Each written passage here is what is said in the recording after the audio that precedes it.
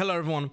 Today a little bit different video. I don't typically include myself in drama videos, but this drama is a little bit different since it includes, match fixing and cheating allegations. So I give it a whirl and let's see how that goes. I watched today the Sean Gares video about the match fixing on 1 hour long video, and I reacted to it fully on my stream. That is like 2 hours long because it's a lot of information where I break down every single analysis, every single thing that Sean is saying. And if you were interested in the entire opinion and not just like a breakdown in this video, I will link that stream below. But this video is meant to just be a summary of what I think about this entire situation and about the video that Sean made, because there's a lot of questions from my community coming to me like, what do I think about this? So this is it. This video is just going to tell you what I think about this entire debacle. Let me preface the video with two things also.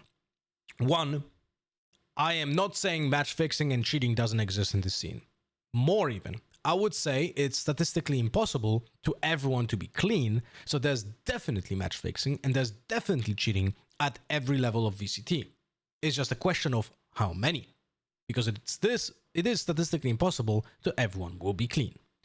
That's the first thing. And second thing, I respect Sean. We know each other from, I think, a very long time. Probably we've met during the CS times and my Hearthstone times, so like a decade ago. I think he's an intelligent person and he's very clever about the game. So when I saw that he tweeted about the match fixing allegations and that he has proof and he's gonna burn the scene to the ground, I was alerted because I trusted him with his opinion because of his history of, how he behaves and what he says in the public space. So I was almost certain that it's gonna be a very, very serious video with a lot of actual facts and evidence.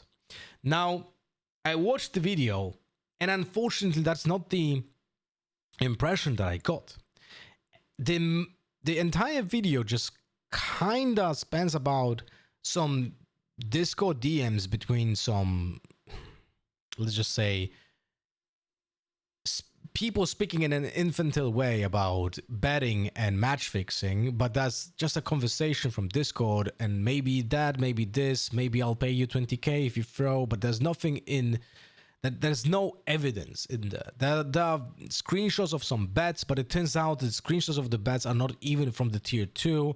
Like the biggest info was a screenshot of a bet that was like $133,000, but it turns out it was not even happening in NA, and apparently that bet was being made by someone even else than the person that Sean accuses of this.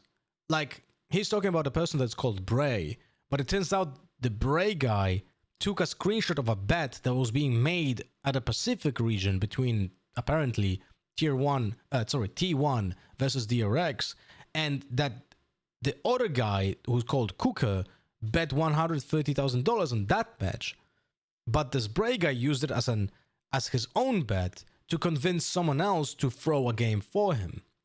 So all of this, like, you can't really trust any of those people anyway. So like, any kind of screenshots can be manipulated. Any kind of screenshots can be used in a way to conceal informations. So that was my big first red flag from this entire Sean video, because how much can you trust that those messages were not manipulated, were not photoshopped, were not used in a way to paint a different picture than it actually is? So that was the first thing. And still, there was no evidence damning anyone, no evidence of any throwing, no evidence of anyone taking the money, or no evidence of any transfers, no evidence of no anything of substance to actually accuse anyone. So that was the first thing. That was from all the Discord conversations. That was definitely interesting, and seeing like something is afoot.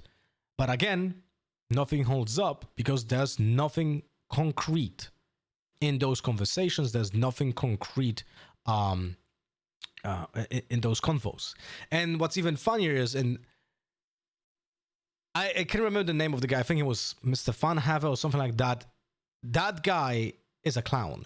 Like, holy crap. Not only he pissed off Sean by publicly speaking about the fact that people are match fixing ahead of anyone probably being reached out to, right? So Sean got mad that during the investigation, apparently, this guy was spilling some beans. And for me, the most interesting part of that conversation from this Mr. Vanderhaven was the fact that he accused a Riot employee from Vanguard, so from the anti-cheat department, to taking money to allow someone from the pro players or a pro player to cheat, and that he will not be detected, right? Now, when I heard that, I immediately thought to myself that there are two only options. A, you have hard evidence that this is actually true. You spoke with Riot and they made an internal investigation and they already made a decision and the guy is already caught, and now you can publicly say, because you know the case is closed, and you can say freely, like you know, on your own stream and cloud chase, because that's apparently what you're aiming for, that someone like that in Riot works and got caught, essentially, right? Because he was saying that it's he has proof, right? So that would be the first assumption. The second assumption is you're an idiot and you have no idea what you're talking about. You have heard some rumor, you repeat it for cloud chasing, but then it turns out instead of actually helping anyone, you're probably damaging it. Because even if there's an employee who got corrupted in Vanguard, if you say that out loud publicly, that person will start deleting any evidence.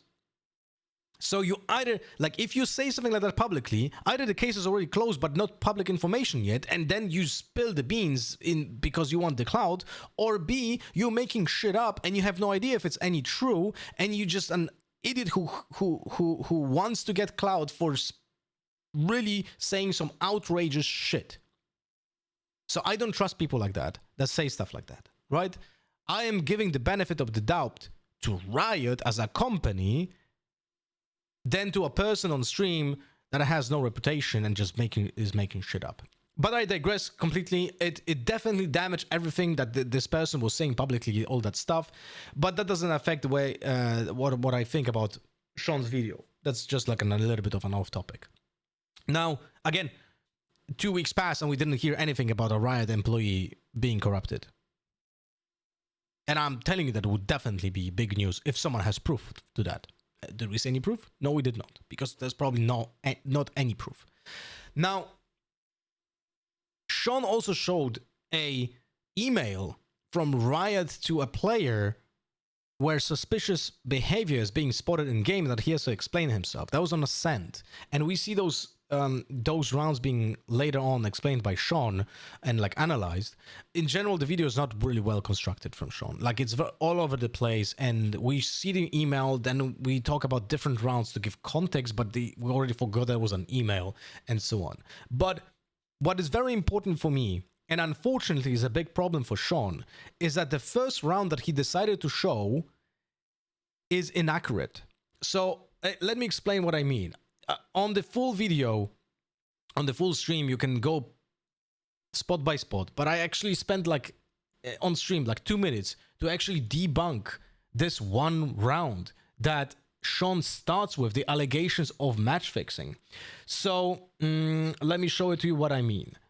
Right here, this is the round between Burger Boys and Blue Order, and it's a pistol round where Teho is pushing out of dish after using missiles on this area over here and then aggressively drones. Let's listen to what Sean says. Drones from this, if I've seen anyone do this, she runs it down and drones from this aggressive spot, the stealth drone on Teo. Now, this drone is seen by everyone. You know, it sees the cipher, it sees people in the deep lines. Sean thinks that the drone sees the people like the cipher and the Brimstone and the Breach. And because of that, he thinks that the push from the Raze that goes into Arcade is stupid as fuck, and both of those players should be playing differently, we should be playing safe. But instead, both the Teho and the Raze dies. Now, the problem is that what this shows to me is that Sean didn't do his due diligence and didn't actually go into the game to check the drone, because I immediately knew that there might be a chance that the drone will not see the brimstone. And it took me legit 2 minutes to fact check this. So from the map, I put the spike on the position of the brimstone. This is literally the position of the brimstone on that round. It's in the middle of this slanted wall. As you can see, this is the middle of it. So it's like somewhere around here, right? The drone from Tejo is gonna be destroyed in this position where the classic is, because that's where the cipher goes. Here. He's gonna be shooting this drone as it passes, right? Over here. So he's gonna see the drone. But when you're gonna be in the drone, and you go here, and the cipher destroys you, look at the range of the vision of the drone. You actually don't see the brimstone. You would have to go as far as here to actually see the brimstone.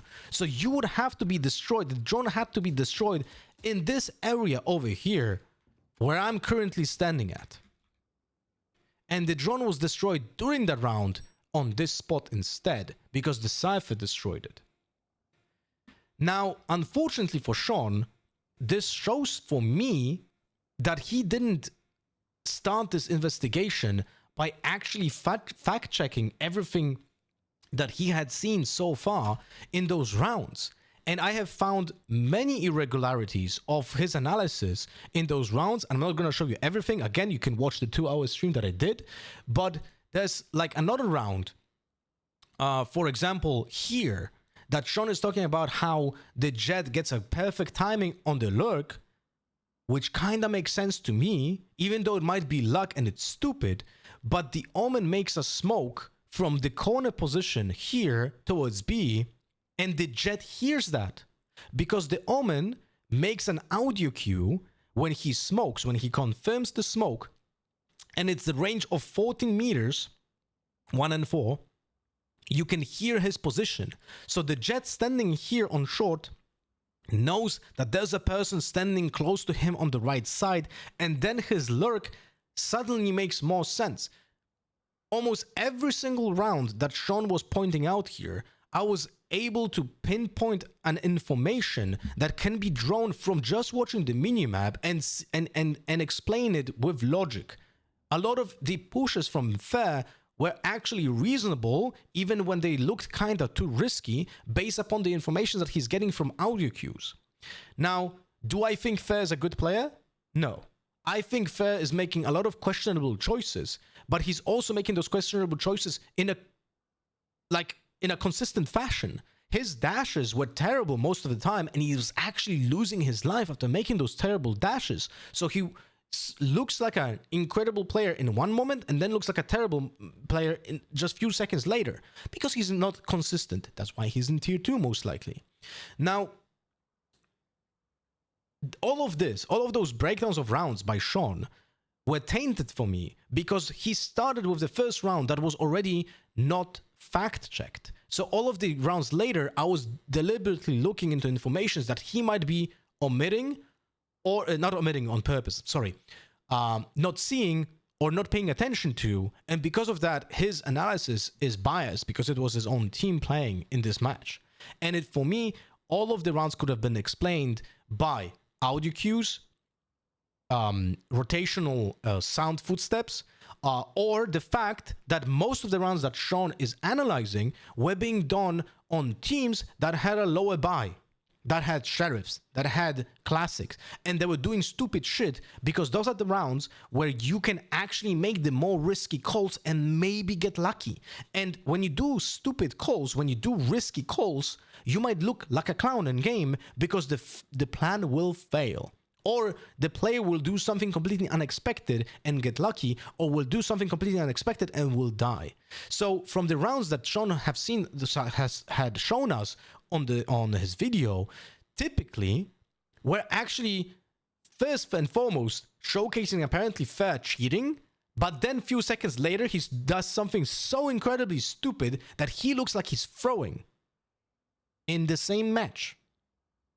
So there's also this inconsistency in the narration that we should be looking at in Ascent. And also, what's even the funnier thing is, in one round where Sean shows, well, I don't have it currently like bookmarked, but there was one round on Ascent where Sean is showing. Here we go. This is the round, where his team is pushing through a tree, and Fair makes like a push over here, right? And gets, this is all based on audio cues that he gets from the footsteps and the Euro position as well. So he gets kills and is apparently not checking short when he did actually look into that direction, and gets kills based on that. But now, the thing is, in this round, the most suspicious was actually the Waylay playing from Shopify Rebellion. Look, she's just pushing alone on A without any informations and no like backup, no trading, no nothing. Like, players are dumb.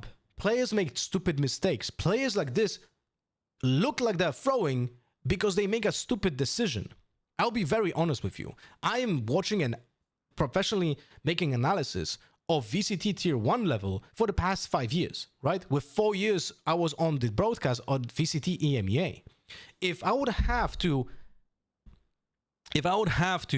make a statement about players potentially match fixing in games because they do stupid decision making in game, I would have to essentially arrest Navi and Angel, Yampi and entire Liquid, or Paper Rex. Because stuff like this happens constantly in their games. Angel dies out with his bow and arrows in hand like 3 times every game. You know? Entire Paper Rex is throwing advantages all the time. We have seen Yampi dash out and updraft with a Vandal in front of people at A bind on short without anything. Like, it just legit looks like someone is throwing on purpose. But they are most likely not.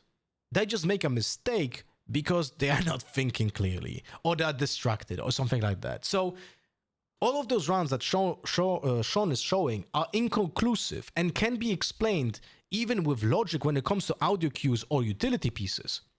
And that is a big problem, because the only round that I could argue that, yes, this is really weird and should never happen in a real game, and it might be a potential like throwing situation, is this round on B. From all the rounds that Sean had shown on his stream, this is the round where I feel like it's incredibly suspicious, where Bob pushes through a B attacking smoke on B heaven without a weapon and just goes into a smoke that is leaking on site and just dies over here. This one is terrible, and I have no explanation for this. This looks absolutely awful. But now the problem is, because Sean made this video, it actually affects people. And what do I mean by that? Bob got suspended, even though that on Fracture, the round that Sean analyzed actually is consistent with his decision making. With hair, I think Bob is a female. I'm sorry, I have no idea if she's a female. It's a she, but the name is Bob, so I might be mistaken. I don't know. Anyway, the point is, this round over here on when she pushed Dish was repeated later on, and Sean is even showing it. Let me just quickly find it, because it was done again with the same exact utility being used again by Bob on Dish. I really need to find this. I should have bookmarked it before, because, you know, this is not scripted by me. So I'm sorry for the bad construction of this video. But it is literally happening again on Dish. I'm looking. Oh my. Did I miss it? This is Haven already. God damn. Let me find it. There was a push by Teho on Dish where Neon went through the Teho's missiles. I'm not gonna be able to find it. Anyway, the point is, the same play that the Teho did on the first round of Fracture over here happened again. And I think actually, I think I found it. Yeah, this is the round. So look, this is Bob in round 6 doing exactly the same thing that did in round 1. And Sean even like looks at it. This is exactly the same play, right? So apparently This They're player just is sending it. throwing. What, knife out? This is the same pattern that Like, that the player what? did What? You're playing in against a round breach one. KO Neon. Same missiles, I mean, same this is push. insane. Neon breaks the Why are they timing, not counter-utility, right? is what I'm And now thinking. you cannot say that So, the player is trying to throw when he does they're this just after sitting that. here- Gets I mean, 2 Bob's kills. hit some miraculous shots. I'm not gonna lie to get those 2 kills. And that's even more surprising to me. There's only the one round that is suspicious, and that was the B smoke. So it is pretty, in my opinion, irresponsible by Sean to make a video like that with no concrete proof or evidence, because none of this is an evidence. This is all just making assumptions about someone's decision making in a tier 2 game where players are not the best as well, right? And we have to take into account, and it's actually affecting someone's livelihood. Bob got suspended. Is she match fixing? I don't know, maybe. But should that be based on a streamer's video with no concrete proof or evidence? Let Riot do their job. Riot has Vanguard for a reason. Riot can check your conversations, your potential weird behavior, and check if you are actually doing something irregular in both game and outside of the game. If I'm not mistaken, I mean, maybe I'm making shit up, but I would assume that Vanguard is able to gather the information. You agree to gather the information that might actually be affecting the competitive integrity of the game, so you allow Riot to check those conversations they feel like they need to. You know? They probably don't if they don't need to, but if someone is allegedly accused of cheating, they will probably dug through your PC, right? Again, I might be actually making shit up. Maybe Riot doesn't do that, but I think they probably could, or maybe even should, and maybe it's even in the TOS. Anyway, my point is, the main point of this entire conversation is this entire debacle is really done in an irresponsible way that makes people hurt, potentially hurts a lot of people, and also alerts people who are match fixing to actually fix their shit and not show any tracks of their own behavior. So I'm pretty disappointed, because if that's the best thing that you have, then I don't think this should have been public, because there's nothing conclusive in this video. It's a 1 hour of maybes, and if Riot doesn't get anything more conclusive, there will be no suspensions, there will be no punishments. This is just gonna be awkward, you know? Anyway, that's my opinion. I hope maybe that Sean has bigger evidence that he sent to Riot and didn't make it in this video because he's smart and he will not show the actual evidence.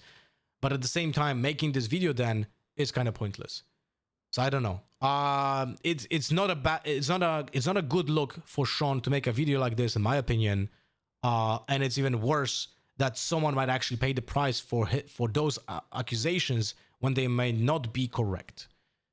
But again, I'm not saying that people are not cheating and not match fixing, because I think there's definitely some cheating and there's definitely some match fixing and there's definitely bets being made on those matches. But how many and are those matches? I don't know. Anyway, thanks for watching. And again, if you want to see the entire video, the entire stream with the 2 hours of me yapping, it's gonna be linked down below.